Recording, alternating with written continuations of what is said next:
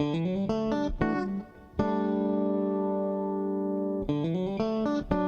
morning, and welcome to the Alameda Connection on KCSM HD2. I'm your host, Scott Piehler.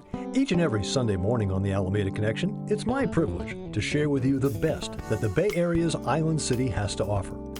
You know, Alameda is very well known for Christmas Tree Lane. It's also known as being the home of the longest 4th of July parade in the United States of America. But where Alameda really shines? Halloween. I like to tell people, if you haven't experienced Halloween in Alameda, you haven't experienced Halloween. From decorations worthy of a Hollywood movie set to literally thousands of trick-or-treaters on the street, the spooky season in Alameda is something to behold. And a big part of that reason is my guest today, Patti Cary, the founder of Alameda Haunts. For 20 years, Alameda Haunts has been bringing amazing events to Alameda each and every Halloween. From costume parades for the littlest ones, to pumpkin carving contests, to creepy cocktail contests for the grown-ups, there is literally something for everyone this Halloween in Alameda. And best of all, everything Alameda Haunts does benefits the Alameda Food Bank. I know you're going to enjoy today's conversation with Patti Cary of Alameda Haunts this morning on the Alameda Connection. Well, good morning, Patti, and welcome to the Alameda Connection. Thanks, Scott. Thanks for having me. Let me start with this. And I got to Alameda in 2022. I come from a theatrical background, a performance background. I have never seen a town go this hard for Halloween. Has this always been the case? You know, it has. My mother was born here in 1926. She was born on Chestnut Street and Buena Vista at Mrs. Tennant's midwifery.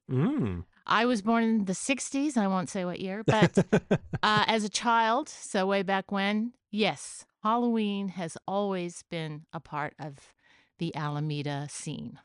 I tell this story to people and Alamedans and non-Alamedans alike crack up. When my wife and I first moved here in 2022, we lived quite near the intersection of Grand and Encinal, so just on the cusp of the Gold Coast. And I asked online, what should I expect for Halloween? And people said, prepare thyself. So I went to the Costco in San Leandro, purchased 7 huge bags of candy, the good chocolate ones. I wound up with like 1,050 pieces of candy. And no joke, the cashier looked at me and said, you live in Alameda, don't you? I love that. So I grew up on San Jose and Grand. Oh, okay. So right in the thick of it. Yeah, right in the thick of it. There are neighborhoods in Alameda that are obviously more traveled during Halloween than others. We're trying to expand to more neighborhoods in Alameda. It seems to me that Oakland and maybe other parts of the East Bay show up to trick-or-treat here. That's true. And it's always been a bit of a sticking point for a lot of folks because understandably when you have thousands of children coming through your house, but on the other hand, it's a beautiful thing. It's a beautiful sight. We've been lucky there haven't been too many issues over the years. Who could you blame to want to come to Alameda for Halloween? And the vibe on Halloween night in Alameda is it's a very loving, fun vibe. Yes, it is. The city is conducive to that kind of vibe, and it's fun when the city lets its hair down and lets it happen. The other story that I like to tell about Halloween and Alameda in another part of my life, I do the podcast for the Alameda Post. And one time I wrote an article about a fake blood recipe that I had picked up from my community theater days. And to this day, that article is one of the top 5 most searched articles on AlamedaPost.com. I am very happy to hear that. The more fake blood, the better, as far as I'm concerned. And there's no real chemicals, and it's edible and biodegradable. I'm going to have to get that from you before I leave. I will definitely share that with you. Alameda Haunts. You are in your 20th anniversary. Indeed. With Alameda Haunts. I'm going to read from your webpage because I think our listeners would really enjoy this because it was such a great statement. And now quoting, founded in 2005, Fundamenta Productions has always worked to produce free, safe, and unique art and entertainment events that celebrate life in the city where I was born and raised, Alameda. I founded Alameda Haunts to celebrate and honor my dad, a talented artist and maker who loved Halloween, a passion I inherited from him. Alameda Haunts is specifically geared to engage as many Alameda neighborhoods, residents, artists, merchants, and service providers to come together to take part in highlighting our beautiful and historic architecture, showcasing our inclusive and broad range of local artistic talent, and celebrating our diverse community spirit, all in support of the Alameda Food Bank and our neighbors in need at the start of the holiday season. It takes a village to haunt a village. Thanks to our group of dedicated volunteers, the Boo Crew, and all of our generous sponsors helping to make this possible, we hope you and your friends and family enjoy all the events and have a safe, memorable, and merry Halloween 2025. Yay! Those are the words of a person who's passionate. Well, I like to think so about many things, but Halloween, yes, has always been a part of my family. And growing up in Alameda, it just made sense. I moved away in the 90s. I moved to New Orleans. To be honest, when I came back years later, my father was ill, so I came back to Alameda, and I had missed the whole .com boom. Okay. Frankly, the vibe here seemed very different than when I had left it. Okay.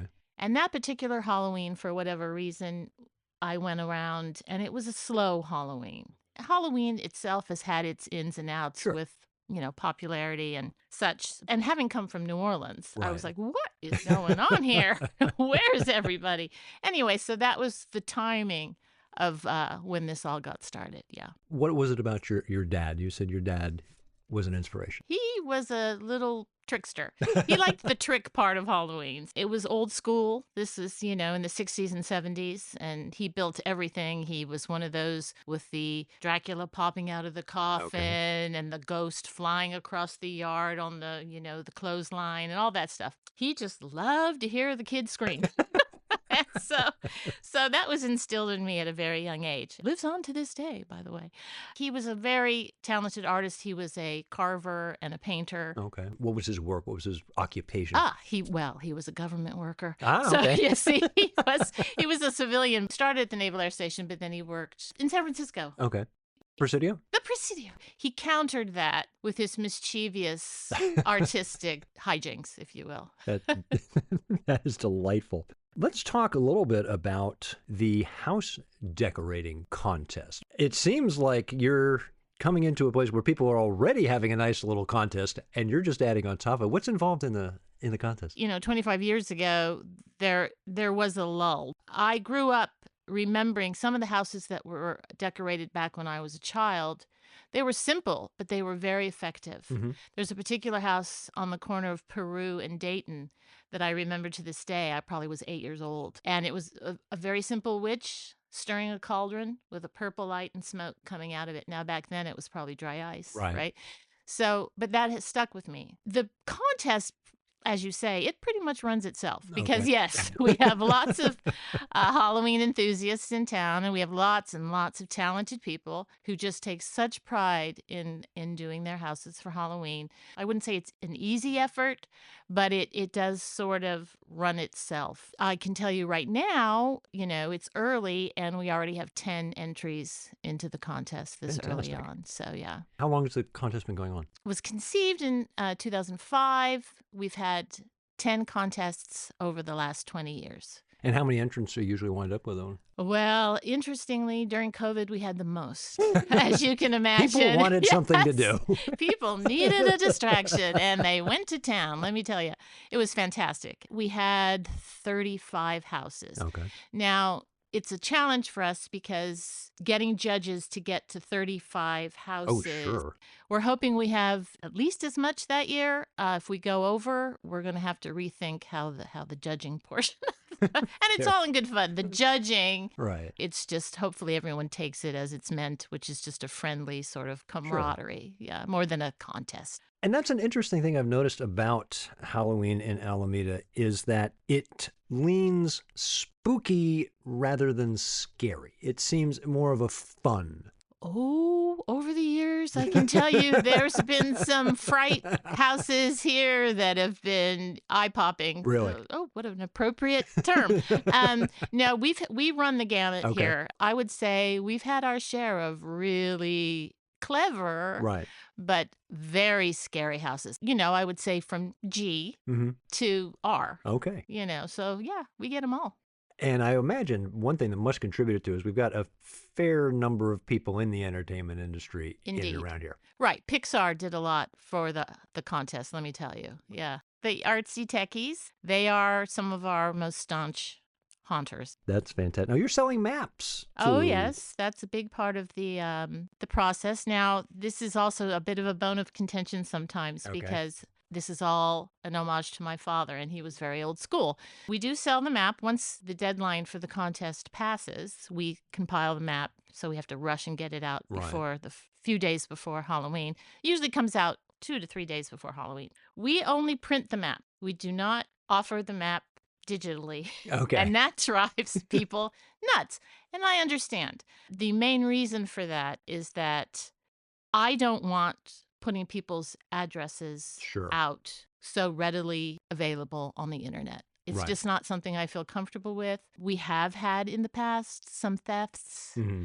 So we try to limit that as much as possible. And as far as I'm concerned, getting the map should be like a treasure hunt. Right. You should have to physically come and pay your $5 and get this incredible map that will ensure you have an amazing Halloween in Alameda. I think that's an admirable and defensible position to definitely Oh, I'll take. call you if I have any problems. What are your tastes in Halloween versus, if we go to the Disneyfied spook to, full on Wes Craven, where's your taste like? I am a Castle Films Okay. B movie, black and white, Got it. Vincent Price, spooky.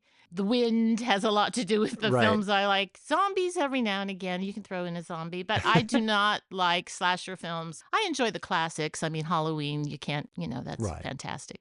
Jamie Lee Curtis, right on. But I do tend to go more for the hokey sort of Okay. spooky with the bats where you can see the strings Right. flying and stuff like that. That makes me happy. So if Patty's putting together her 3-film Halloween Oh, no. festival, I'm going to put you right on the spot. Oh, Lord. You know what my favorite Halloween film is? What? To Kill a Mockingbird. Really? Mm-hmm. Okay. Interesting choice out of the box.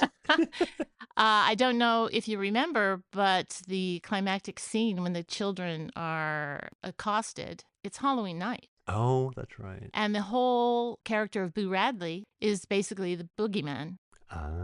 And the scary house he lives in where the children are too scared to go to the front. The whole thing is very Halloween. Okay. It has a much deeper and important message. Right. I watch it every Halloween. That's wonderful. What else? So there's film 1. What about 2 more? Oh, golly. The House of Wax. Okay. Oh, tough to argue. Again, very hokey, but you can't beat Vincent Price. No, It's too no, not funny. at all. I'm going to throw a new one in. I really enjoyed the new Nosferatu. Really? Haven't seen it yet. Just stunningly beautiful. Of course, the story's been told dozens and dozens of times, but I really enjoyed that. I thought just visually stunning. You mentioned Vincent Price. The other day I stumbled across my all-time favorite Vincent Price story, which was probably the greatest mistake that Vincent Price ever made. Did you ever hear about his Thriller contract talk? No, I can't say that I have. Vincent Price, when he did that iconic voiceover for Michael Jackson's Thriller, Yes. They went to him and they said, Vincent, you can have $10,000 or a piece of the action. He said, I'll take the $10,000. Somebody calculated what he would have made if he had taken the royalties. Oh, wow. And it just dwarfed the $10,000. Oh, my goodness. Oh, those little twists and turns of life. Most certainly. I want to go over the events that you've Gladly. got going on, starting with, and this is funny because I spent time earlier on the show talking with Michael Thanos from Forbidden Island. So the creepy cocktail Yes, contest. So you have an exclusive here because I'm very excited to announce a local author and TCM host of Noir Alley, Eddie Muller, Oh, really? is going to be the judge for the creepy cocktail contest. Folks, you better sterilize your mixing equipment because you got a judge. So come on, bartenders. Yeah, you better up your game. So that was really exciting. That just happened. It's not just to get people out drinking. That's not the main goal of it, but it's to help local businesses. Mhm. It's to unite. Oftentimes in Alameda, even though it's a small city, people are sort of compartmentalized. Sure. I go to Webster Street, I go to Park. There's that whole part of just the geography of Alameda. So I'm always trying to knit people and places together. This was just one more aspect of, come on, let's have a friendly competition. We've got a lot of great bars and restaurants here, obviously. Let's get the bartenders rallied. and let's have some creepy cocktails. Where is the cocktail event being hosted, or is it moving around? They will do it in their own establishment. Wonderful. Yeah, so you would go and the list will be published, Fantastic. and people can go and sample their wares, and Eddie Muller will be the final say. So I'm very excited about that. Thanks, Eddie. In the greatest Nightmare Before Christmas tradition, you've got the Krampus Carnival Oh, well, coming up. yes, he's early this year. That sprung from a discussion I was having with a Krampus fan, and we were originally going to have a parade, Krampus parade. But anyway, what we've done is we're having a gala. We've expanded Alameda Haunts contest to a week-long Fête du Rattling Bones. It's 7 days and nights of Halloween events. The gala is sort of my swan song because at the end of this year, I am retiring from these events and I am goodness. handing it over to the Alameda Food Bank. So it will be their event going forward. Krampus Carnival is a free Halloween party. It's on a very popular night. Lots of events going on, of course, on the 25th of October. But we have lots of fun in store. Magician, dancers, DJ, light fair, Wow. and of course, the old goat himself, Krampus, will be there. It's his party, so he better show up. I want to go into the rest of the events, but now I've got to ask you, how do you feel about turning over your baby? Well, it's time. Okay. It's been 20 years. It feels natural to end it on a high note, hopefully, Oh, and definitely. pass it on to the food bank so they can have it as their own. Now, there's also, it's not just for big kids. You've got the Little Goblin Parade and Bake Sale coming up. Yes. So I went to kindergarten at Franklin. Oh, very good. So it's only fitting that, and we used to have Halloween parades. Right. So I thought, how fun to relive my childhood memories. We are having, a little kiddie parade through Franklin Park. And then we are also having a boo bake sale during that event that all proceeds go to the Alameda Food Bank. And what age group is that aimed at? Up to age 10. Okay. But of course, the parents will need to parade with the little ones Yes. so they're not running amok and doesn't go awry. Cat herding time. Yes. And the Mystical Musings. What's up with that? Oh, that's something you might enjoy. Okay.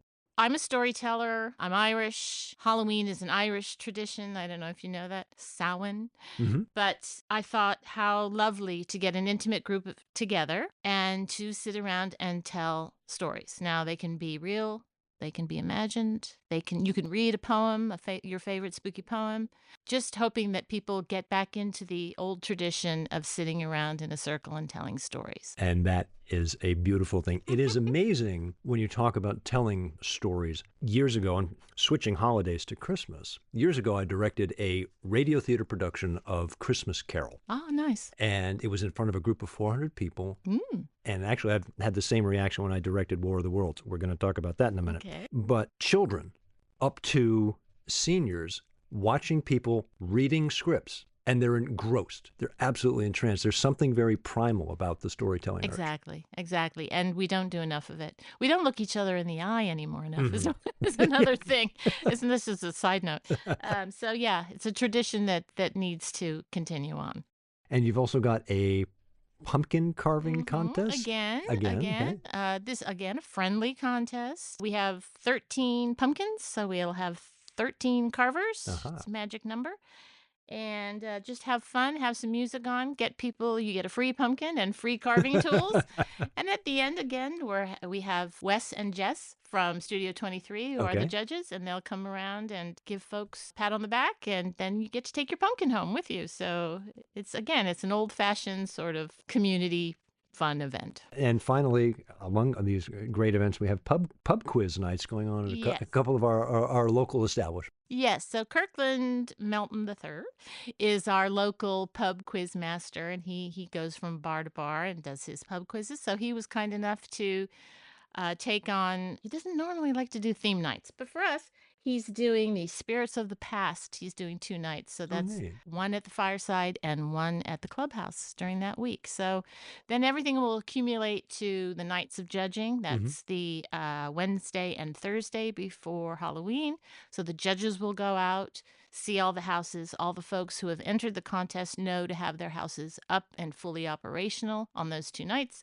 The judges will judge, will tally the scores. And then on Halloween night, we get to go out and, like, the Publishers Clearinghouse go out and give out the awards, and it's always a fun night, and it's the haunters are so proud and so excited just to see us and just to get, props for all the hard work they put in to do their houses, and it is amazing. It really is. And of course, I imagine you might have a love for one particular house, and my wife and I fell in love with it. It's Peru and San Antonio, because they have that 3/4 scale skeletal New Orleans jazz funeral. Oh, yes, they do. They do. And that's relatively recent, I dare to say. I would maybe say in the last 5 years, Okay. maybe it's been longer. But yeah, the first time I came around the corner and saw that, I said, "Thank goodness." Yahoo! It was really wonderful because it all does sort of come back to New Orleans for me. Okay. Again, having lived there and come home during the .com and just feeling like there was some spirit missing in Halloween. Okay. I am not trying to take credit for reviving Halloween in Alameda because, as I've said, it's always been here. It's in the soil and it's in the trees.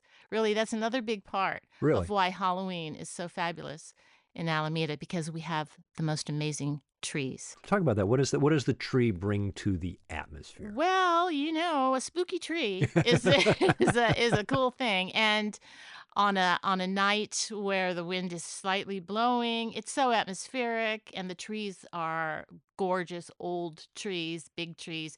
If you're lucky enough to have a big tree in your yard or around your apartment or anywhere, take a look at the tree because the trees tell stories. The trees have stories to tell. They do. So I understand you have a little bit of a treasure hunt going on? Indeed.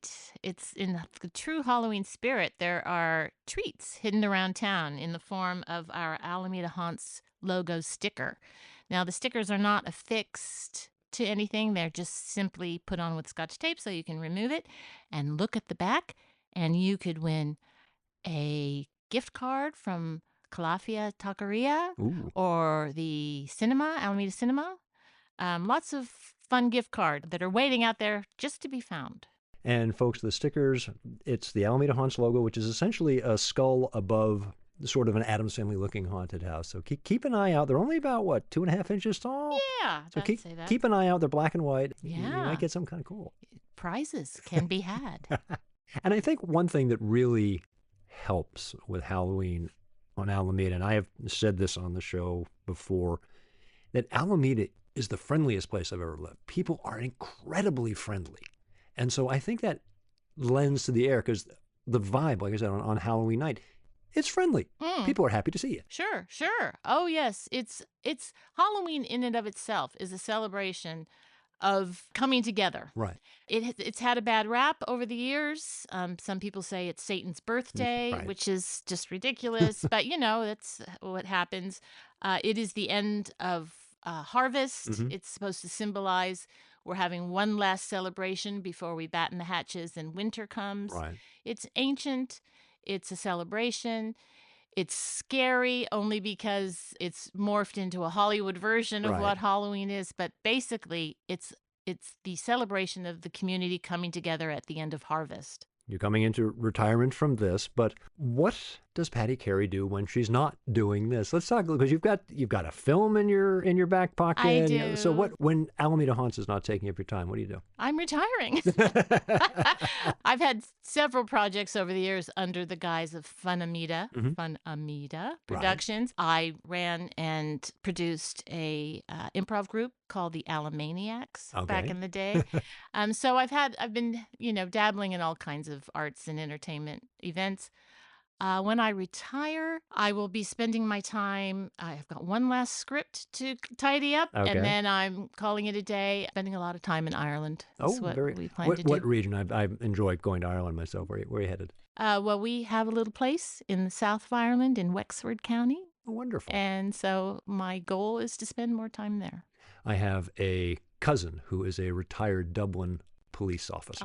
Ah, And my favorite story is one time first time my wife and I went over, we just showed up on his doorstep to say hi. He immediately, in good Irish tradition, kicked the eldest out of her room and would not hear of us going There you to go. a hotel. And the other time was we went back later with my daughter, And I told John where I was staying. Oh. And he said, oh, yes, I know that hotel very well. Now, when you come out of it, make sure you turn to the right. Don't turn to the left. It's not a good neighborhood, but turn to the right and you'll be fine. Which That's said, right. thank you, John.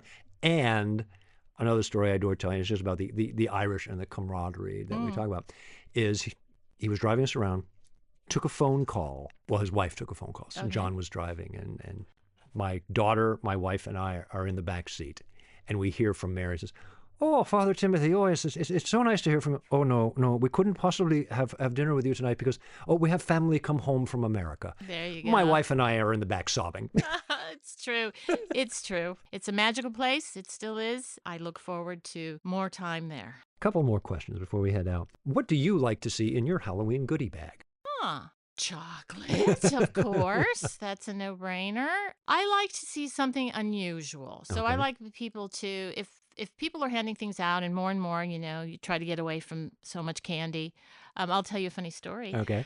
Growing up, my father, who I told you was a trickster, the trick was always on us the day after Halloween because my father is from Lake County Okay. and someone in the family had a walnut orchard. Okay. So when we ran out of candy as youngsters, my mother would go to the basement and grab a bag of walnuts and hand the walnuts out to the kids. And we would beg her, Mom, please no, just turn the light out. Don't give the walnuts.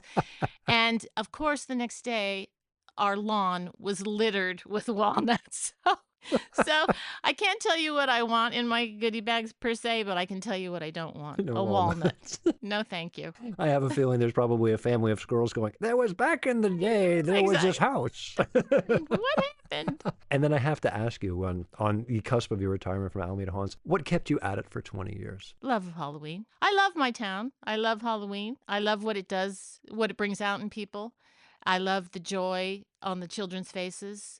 My husband is a ham. He's not as much enthusiast of Halloween as I am, but when we get our house decorated, he's the first one out there on the microphone telling them to say Happy Halloween in the microphone, and just the joy on the kids' faces and the adults.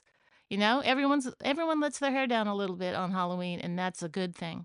We've gone through a lot of information. You have a website, so let's give that so people can go and check. What did she just say? Oh, absolutely. It's AlamedaHaunts.org.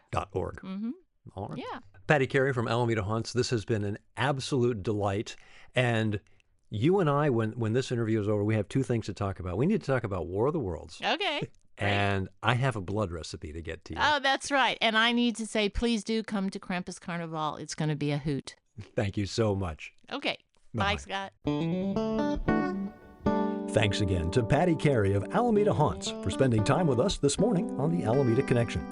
To find out details on all the events that Patti and I talked about, including the ongoing scavenger hunt for stickers that could bring you some tasty prizes, you'll want to head to the Alameda Haunts website.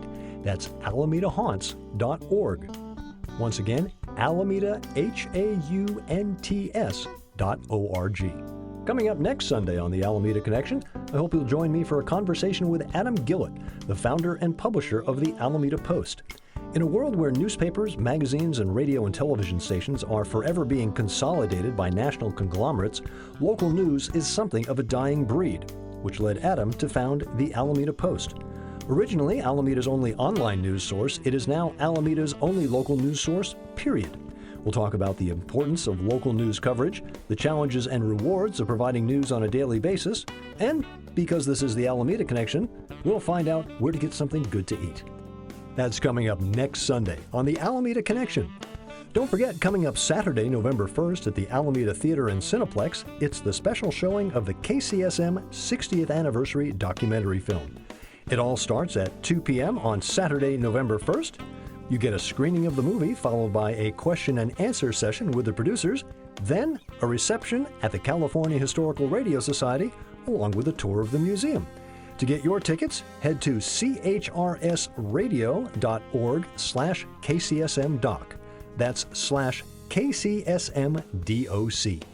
Speaking of the California Historical Radio Society, thanks once again to them for providing our interview space for today's conversation with Patti Cary. And thanks, as always, to Bill Hart for our theme music. The The song is called Beachside Isle, and it's from his album Watch the Sky.